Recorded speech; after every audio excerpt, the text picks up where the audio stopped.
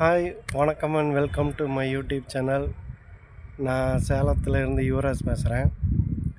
ஒரு 3 வருஷத்துக்கு முன்னாடி நீலாங்கரை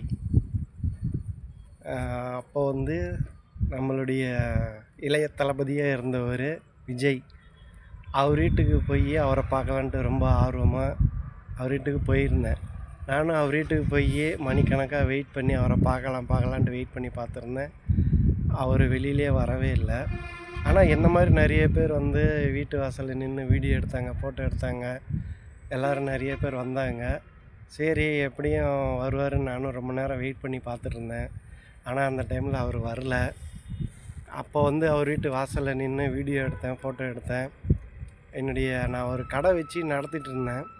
அந்த விசிட்டிங் கார்டு கூட அவரோட வீட்டு வாசலில் பிள்ளையார் சிலை இருந்துச்சு சின்னதாக. அங்கே விசிட்டிங் கார்டு வச்சுட்டு வந்தேன். அந்த விசிட்டிங் கார்டு அவர் பார்த்தாரா இல்லையான்னு தெரியல. ஒரு 3 வருஷத்துக்கு முன்னாடி அவர் வீட்டுக்கு போகிறப்போ அந்த தெருவில் யாருமே இல்லாமல் இருந்தாங்க. இன்றைக்கி அவர் வீட்டுக்கிட்ட அவர் தெரு பக்கம் போக முடியுமான்னு தெரியல. ஏன்னா டெய்லியுமே அவ்வளோ கூட்டம், அவ்வளோ பேர் பார்க்கணுன்ட்டு ரொம்ப ஆர்வமாக எதிர்பார்த்துட்ருப்பாங்க. ரொம்ப ஆர்வமாக. இப்போ பத்தாததுக்கு அண்ணன் சிஎம் வேறு ஆகிட்டார், தமிழக முதலமைச்சர். சும்மா தமிழ்நாட்டையே ஒரு புரட்டி எடுத்துகிட்ருக்கிறாரு விஜய் அவர்கள்.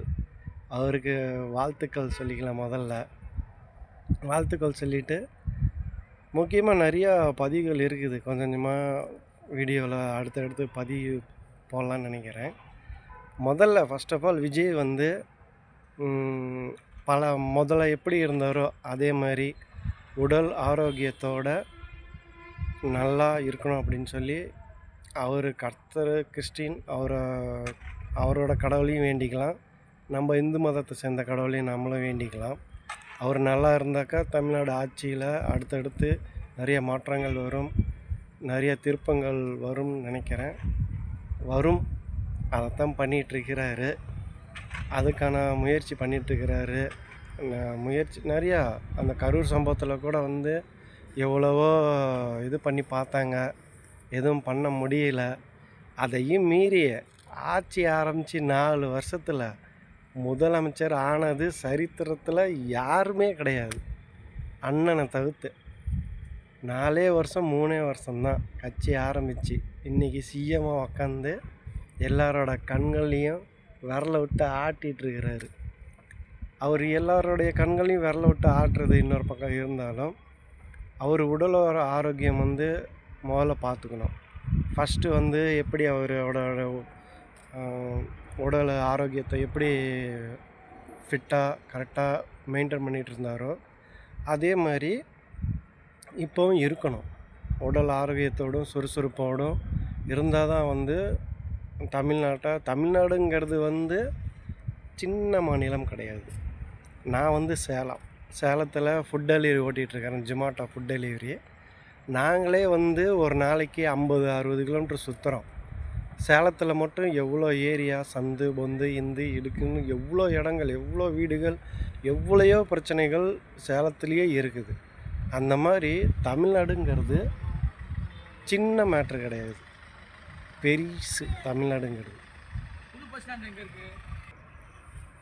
அவர் உடல் ஆரோக்கியத்தை மெயினாக பார்த்துக்கணும். ஃபஸ்ட் ஆஃப் ஆல் பழைய மாதிரி எப்படி இருந்தாரோ அதே மாதிரி ஆரோக்கியத்தோடும் சுறுசுறுப்பாகவும் இருக்கணுன்ட்டு நம்ம வேண்டிக்கலாம். ரெண்டாவது, அவர் ஆட்சி புரிகிறது சில பேர் சமூக ஊடகங்களில் நிறையா தப்பான தகவலோ கரெக்டான தகவலோ நிறைய பரவிட்டுருக்கிறாங்க. மெயினாக அவர் ஜெயித்ததுக்கு காரணமே இந்த ஊடகம்தான். அதனால் அந்த ஊடகங்கள் நிறையா விஷயங்கள் பரப்புது. அவர் சினிமா டைலாக் சொன்ன மாதிரி தான். எப்படின்னா, உசுப்பு ஏற்றுறவன்ட்டா உம்முனும், கடுப்பு ஏற்றுறவன்ட்டையும் கம்முன்னு இருந்தால் வாழ்க்கை ஜம்முன்னு இருக்குன்னு சொன்னார், டைலாக் சொன்னார். அது யாருக்கு பொருந்ததோ இல்லையோ, அண்ணனுக்கு 10 பொருத்தமும் பக்காவாக பொருந்தி இருக்குது. ஸோ அவர் தமிழ்நாட்டை ஆளணும்.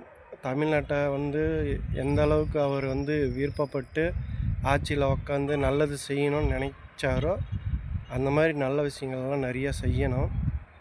ஸோ அதனால் வந்து நிறைய பேர்த்துக்கு பதவி கொடுத்துருக்காரு. பதவி கொடுத்தவங்கலாம் அவங்கவங்க வேலையை கரெக்டாக செய்யணும். அவரு அவங்கள நம்பி தான் பதவியை கொடுத்துருக்குறாரு.